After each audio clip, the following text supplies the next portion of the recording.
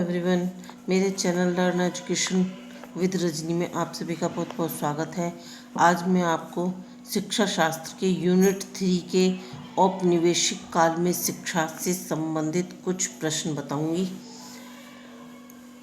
औपनिवेशिक काल उस काल को कहते हैं जिसमें दूसरे देश से आए हुए लोगों की क्या नीतियाँ रहीं, क्या उनकी व्यवस्था रही शिक्षा से संबंधित, वो सारी चीज़ें इस औपनिवेशिक काल के अंतर्गत आती हैं। इसके अतिरिक्त हमारे देश में महापुरुषों ने शिक्षा से संबंधित क्या योजनाएं बनाई, कौन से आयोग बनाए, कौन सी समितियां बनाई, वो सारी चीज़ें हम इस चैप्टर के अंतर्गत पढ़ेंगे। इसमें बेसिक शिक्षा से, माध्यमिक शिक्षा से और विश्वविद्यालय शिक्षा से संबंधित सारी व्यवस्थाएं आ जाएंगी। अब इसमें हम शुरू करते हैं। पहला प्रश्न, भारतीय विश्वविद्यालय आयोग की स्थापना कब हुई? भारतीय विश्वविद्यालय आयोग की स्थापना 1902 ईस्वी में सन में हुई थी। भारतीय विश्वविद्यालय अधिनियम कब पारित हुआ? तो विश्वविद्यालय की व्यवस्था के लिए एक अधिनियम बनाया गया, तो वो अधिनियम कब पारित किया गया? भारतीय विश्वविद्यालय अधिनियम सन 1904 में पारित किया गया। लॉर्ड कर्जन ने अपनी शिक्षा नीति की सरकारी प्रस्ताव के रूप में कब प्रकाशित किया? लॉर्ड कर्जन अंग्रेजों के काल में भारत में आए थे, तो उन्होंने अपनी शिक्षा से संबंधित नीति के बारे में जो सरकारी प्रस्ताव पारित किया, जो कि पूरे भारत पर लागू होना था, वो कब प्रकाशित किया गया? वो उन्होंने किया 11 मार्च 1904 को एक सरकारी प्रस्ताव के रूप में प्रकाशित किया। लॉर्ड कर्जन ने अपनी शिक्षा नीति को 11 मार्च 1904 को एक सरकारी प्रस्ताव के रूप में प्रकाशित किया। शिमला शिक्षा सम्मेलन का आयोजन कब हुआ? शिमला हमारे ही भारत में हुआ था। ये शिमला शिक्षा सम्मेलन का आयोजन सन 1901 में हुआ था। लॉर्ड कर्जन ने अपनी शिक्षा नीति में प्राथमिक शिक्षा में किस भाषा को प्रमुख स्थान देने पर जोर दिया? मतलब किस भाषा को प्राथमिक भाषा बनाना चाहते थे? मातृभाषा।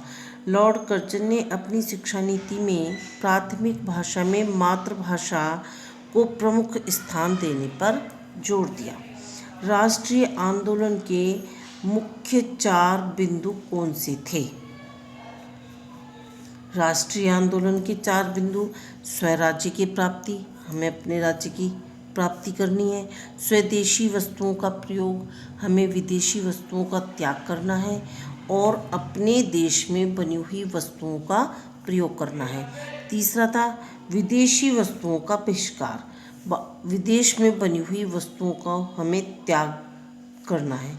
चौथा पॉइंट था इसमें राष्ट्रीय शिक्षा की मांग, पूरे राष्ट्र के लिए शिक्षा की मांग की गई थी कि पूरे राष्ट्र को शिक्षित किया जाना चाहिए, सभी को शिक्षा का अधिकार प्राप्त होना चाहिए। अगला प्रश्न है, राष्ट्रीय आंदोलन के जनक कौन थे?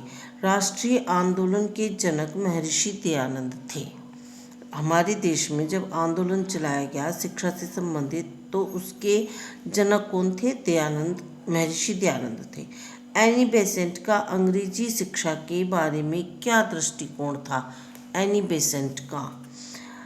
बेसेंट ने शिक्षा के अंग्रेजी स्वरूप का विरोध करते हुए कहा था कि राष्ट्रीय जीवन और राष्ट्रीय चरित्र को अधिक शीघ्रता और निश्चित रूप से निर्बल बनाने के लिए इससे अधिक उत्तम उपाय और कोई नहीं हो सकता कि बालकों की शिक्षा पर विदेशी प्रभावों और विदेशी आदतों का प्रभुत्व हो।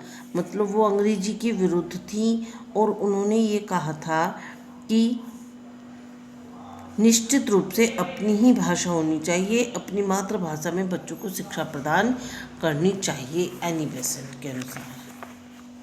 अगला प्रश्न है, गोखले ने प्राथमिक शिक्षा संबंधी विधेयक को केंद्रीय धारा सभा में कब प्रस्तुत किया? शिक्षा संबंधी जो कानून बनाया गया था उसको केंद्रीय धारा में कब प्रस्तुत किया? गोखले ने प्राथमिक शिक्षा संबंधी विधेयक सन 19 मार्च 1910 को केंद्रीय धारा सभा में प्रस्तुत किया था। गोखले बिल का क्या परिणाम रहा? गोखले बिल से मतलब कानून, यही विधेयक जो बनाया था उन्होंने। गोखले बिल का क्या परिणाम रहा? गोखले बिल का प्राथमिक शिक्षा संबंधी विधेयक केंद्रीय धारा सभा में पारित नहीं हो सका था। गोखले के तर्कों ने ब्रिटिश सरकार को भारतीयों की प्राथमिक शिक्षा की उचित व्यवस्था करने के लिए विवश अवश्य कर दिया था। ये गोखले ने जो अपना विधेयक पारित किया था स्टूडेंट्स, ये पारित तो नहीं हो सका था, लेकिन अंग्रेजों को इस बारे में सोचने के लिए विवश कर दिया था, मजबूर कर दिया था। अच्छा, वर्धा योजना के प्रवर्तक कौन थे? वर्धा योजना के महात्मा गांधी ने भी शिक्षा के क्षेत्र में ये वर्धा योजना चलाई थी और इसके प्रवर्तक थे महात्मा गांधी। वर्धा योजना कब प्रस्तुत की गई? 22 अक्टूबर 1937 को ये प्रस्तुत की गई। वर्धा योजना का एक अन्य नाम क्या है? वर्धा योजना को बुनियादी शिक्षा या नई तालीम के नाम से जाना जाता है।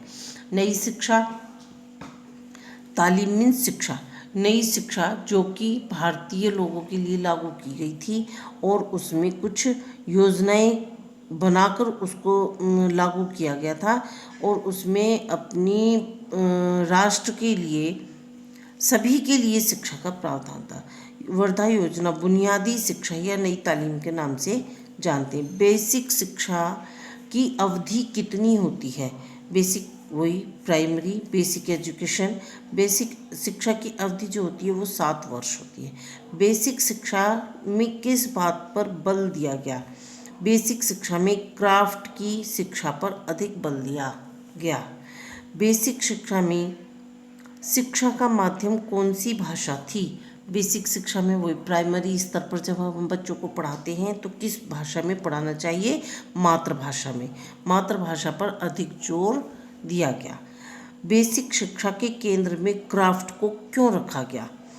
बेसिक शिक्षा के केंद्र में क्राफ्ट को रखने का तात्पर्य बच्चों को श्रम का महत्व बताना और उन्हें स्वावलंबी बनाना था, जिससे कि वो क्या है कि अपनी जीविकापार्जन, अपने जीवन में आवश्यकताओं की पूर्ति करने के लिए उस आर्ट एंड क्राफ्ट का प्रयोग कर सकें और शिक्षा से गांवों को जोड़ना था, जिससे कि बच्चे आत्मनिर्भर बन सकें, स्वावलंबी बन सकें और वे आर्ट एंड क्राफ्ट जो भी चीज़ें उसमें हाथ से बनानी जो भी चीज़ें सिखाई जाएंगी वो उनका कुछ लाभ उठा सकें।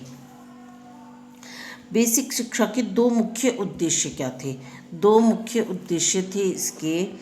एक तो सर्वोदय समाज की स्थापना और सांस्कृतिक विकास। सर्वोदय समाज की स्थापना और सांस्कृतिक विकास जो थे ये इस शिक्षा के मुख्य उद्देश्य थे।